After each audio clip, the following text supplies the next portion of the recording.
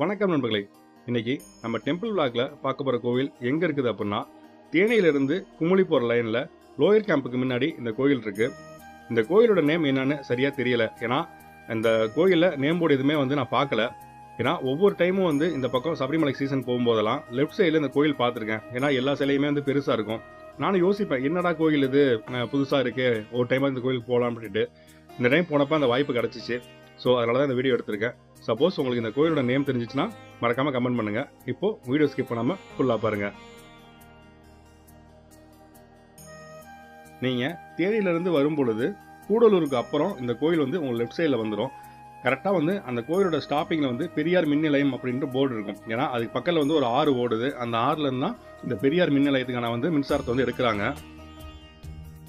இந்த கோயிலோட லொக்கேஷனே அவ்வளோ சூப்பராக இருக்குங்க. ஏன்னா தேனி மாவட்டம் உங்களுக்கு எல்லாத்துக்குமே தெரியும், ரெண்டு பக்கமே ஃபுல்லாக மலை. அங்கே நம்ம நார்மலாக தமிழ்நாட்டில் வெயில் அடித்தாலும் அங்கே டெம்பரேச்சர் கொஞ்சம் கம்மியாக தான் இருக்கும். ஏன்னா அவ்வளோ அழகான பிளேஸ் அது. அது மாதிரி இருக்கிற இடத்துல இந்த கோயில் நல்லா பெரிய ஸ்பேஸ். இந்த கோயில் இருக்கிற இடம் நீங்கள் சப்போஸ் இந்த லைன் இந்த பக்கம் போகிறீங்க அப்படின்னா நீங்கள் தாராளமாக இந்த கோயில் விசிட் பண்ணலாம். அதுவும் இல்லாமல் நீங்கள் உங்கள் ஃபேமிலியோட டைம் ஸ்பெண்ட் பண்ணலாம். சப்போஸ் நீங்கள் சாப்பாடு கட்டி எடுத்துகிட்டு வரீங்க அப்படின்னா இங்கே தாராளமாக சாப்பிட்லாம். ஏன்னா அவ்வளோ ஸ்பேஸ் இருக்குது. இல்லை சமைக்கணும் அப்படின்னா கூட இங்கே அவ்வளோ இடம் இருக்குது. ஏன்னா மேக்ஸிமம் இந்த கோயில் எப்போ ரஷ்ஷாக இருக்கும் அப்படின்னா சபரிமலை சீசன் அப்போ தான். சபரிமலை சீசன் அப்போ மேக்ஸிமம் இந்த 3 days 4 days ட்ரிப் பிளான் பண்ணி வரவங்க எல்லாமே குக் பண்ணி சாப்பிட்ற மாதிரி தான் பிளான் பண்ணி வருவாங்க. அந்த மாதிரி டைமில் அவங்க இங்கே வண்டியை பார்க் பண்ணுறதுக்கும் லார்ஜ் பார்க்கிங், அவ்வளோ பெரிய பார்க்கிங் இருக்குங்க. அங்கே பார்க் பண்ணிவிட்டு அவங்க சமைச்சு சாப்பிட்டு ரெஸ்ட் எடுத்துகிட்டு போவாங்க. அந்த மாதிரி பிளேஸ் தான் இது. நானே ஃபஸ்ட் டைம், நிறைய டைம் இந்த பக்கம் போயிருக்கேன். ஆனால் ஃபஸ்ட்டு டைம் இப்போ தான் இந்த கோயிலை போய் பார்க்குறேன். இந்த டைம் நான் போனப்போ அங்கே யாருமே இல்லை. ஸ்டார்டிங்கில் கூட அந்த உள்ளே என்ட்ராகும் பஸ் நிறையா நினச்சில. நான் கூட சரி டூரிஸ்ட்டு தான் நிறைய பேர் வந்திருக்காங்க போல், அதான் பஸ் நிற்கிது அப்படின்னு நினச்சேன். கடைசியில் அந்த குமுளி தேனி சரௌண்டிங்கில் இருக்க டூரிஸ்ட் பஸ்ஸஸ் இது. அங்கே தான் வண்டியை பார்க் பண்ணி அவங்க ஃபுல்லாக வண்டியை வாஷ் பண்ணுறாங்க. ப்ளஸ் அங்கே தான் அவங்க ஸ்டே பண்ணியிருக்காங்கன்னு நினைக்கிறேன். அந்த லார்ஜ் பார்க்கிங் இருக்கிறனால டிரைவர்ஸ் அங்கே தான் ஸ்டே பண்ணியிருக்காங்க.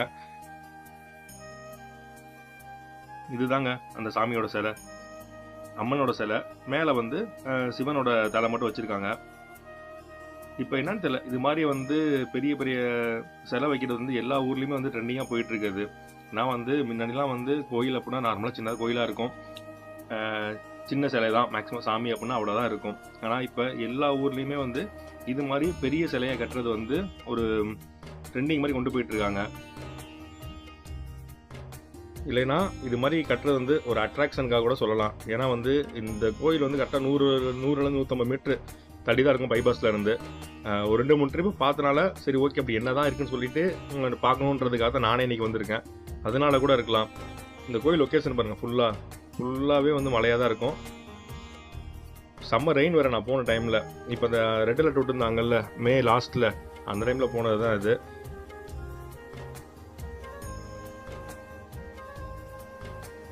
இங்கே இந்த தேனி சரௌண்டிங்கில் இந்த பிளேஸ் மட்டும் கிடையாது. இப்போ நான் எக்ஸாம்பிளுக்கு நீங்கள் சபரிமலை போகிறீங்க அப்படின்னா அப்போ இந்த பிளேஸ் நீங்கள் பார்த்துட்டு போங்க.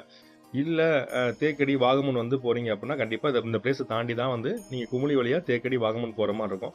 அப்போ கூட நீங்கள் இந்த பிளேஸ் விசிட் பண்ணலாம். ஏன்னா நாங்கள் வந்தது இங்கே நம்ம கஸ்டமர் இங்கே அவங்க குலதெய்வம் கோயில் இருக்குது. கரெக்டாக இந்த கோயிலேருந்து ஒரு 200 மீட்டர் தள்ளி உங்களுக்கு ரைட் சைடில் வரும் பகவதி அம்மன் கோயில்னு சொல்லிட்டு. அங்கே தான் குலதெய்வம் கோயில். அங்கே வந்தப்போ தான் சரி அவங்களை இறக்கி விட்டுட்டு மழை வர ரொம்ப அதிகமாக இருந்துச்சு. சரி நான் போய் இந்த கோயிலை பார்த்துட்டு வந்தேன்னா அவங்களையும் கூட்டி நம்ம அலைய முடியாது. அதனால நான் மட்டும் போகலான்னு சொல்லிட்டு இந்த கோயிலுக்கு வந்திருந்தேன். இங்கே பெரிய சிலை அப்படின்னா அந்த அம்மனோட சிலை மட்டும்தான். அதுக்கப்புறம் உங்களுக்கு விநாயகர், முருகன், அப்புறம் ஐயப்பன், இது எல்லாத்துக்குமே தனித்தனியாக சின்னதாக சன்னதி மாதிரி கட்டியிருக்காங்க.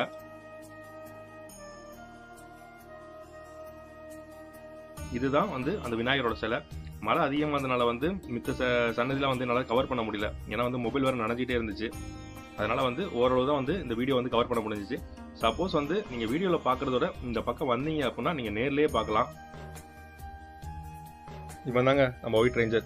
நீங்கள் திருச்சியிலேருந்து எங்கே டூர் பிளான் பண்ணாலும் சரி, நம்மக்கிட்ட 7 சீட்டர் மட்டும் இல்லை 4 சீட்லேருந்து 24 சீட் வரைக்கும் எல்லா வெஹிக்கிளுமே அவைலபிளாக இருக்குது. ஸோ டிஸ்கிரிப்ஷனில் கான்டாக்ட் நம்பர் கொடுத்துருக்கேன். நீங்கள் மறக்காமல் கால் பண்ணுங்கள். எந்த ட்ரிப்னாலும் பட்ஜெட் ஃப்ரெண்ட்லியாக நாங்கள் பண்ணி கொடுப்போம். நீங்கள் ஃபைபர்ஸில் வந்து பார்க்கும்போது ஃபஸ்ட்டு உங்களுக்கு இந்த ஆஞ்சநேயர் சிலை தான் வந்து கண்ணில் படும். ஏன்னா அப்படி கண்ணில் பட்டு தான் நானே இந்த பிளேஸ்க்கு வந்தேன். அந்த அம்மன் சிலைக்கு அப்புறம் இந்த ஆஞ்சநேயர் சிலை தான் வந்து இங்கே இருக்கிறதுலே பெருசு. சரி நண்பர்களே, இந்த வீடியோ உங்களுக்கு பிடிச்சிருந்துச்சுன்னா மறக்காமல் ஒரு லைக்கை தட்டி விட்டுட்டு அப்படியே நம்ம சேனலை சப்ஸ்கிரைப் பண்ணிக்கோங்க.